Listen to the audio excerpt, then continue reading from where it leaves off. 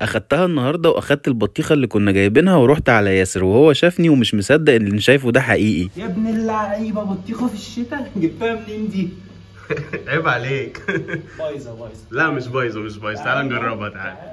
طبعا الباشا كان هيوقعها ولحقناها منه بالعافيه، وهو برضه مصمم انها بايظه او انها قرعه. تعالوا بقى نشوفها كده، البطيخه الشتويه الجميله دي هتبقى ايه. بص يا عمر، تعرف البطيخه تمسكها كده تعمل كده، سامع الصوت؟ ايوه كلها ميه، دي قلبها بايظ. قول والله. تراهن ماشي على كام؟ على اللي انت عايزه، افتح بس ونشوف الاول. 200 ل 1000.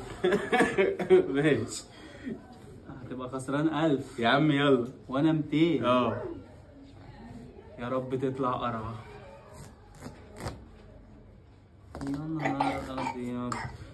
ومن صوت البطيخه لما تعمل في الزق كده تعرف ان هي برضه مش هتبقى مسكره.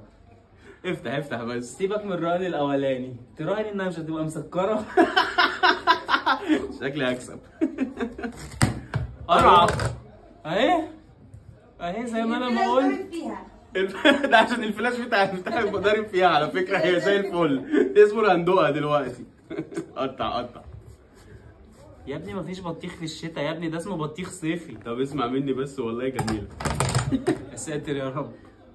دوق اتكل على الله. طب خده انت. هي تحسها قريبه من الخيار شويه. يبقى قرعه. بس حلو بطيخ في الشتاء، حد كان لاقي قرعه حمرا حلوه. اول مره اكسب حاجه. اول مره في حياته يكسبني في حاجه، صح. ماشي. طعمها وحش قوي. محدش ياكل منها. حور حلوه. اعمل كده. ايه يا حور، ما عجبتكيش؟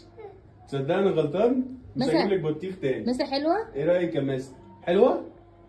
تحفه. حور حلوه؟ انت كلها والتفاحه مش عاجباها. هي عاجبه ماسه، مش مهم حور.